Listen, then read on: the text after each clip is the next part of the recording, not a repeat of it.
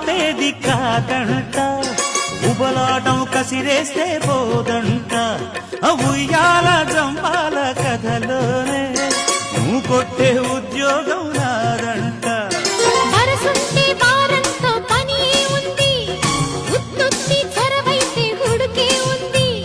మళ్ళీ కావాలన్న మనసు ఉన్నది. వామ్మో ఏం పిల్లది, ఎంత మాటన్నది. బాగున్నది కోడే ఈడన్నది. సిగ్గుల పురి చెక్కిలి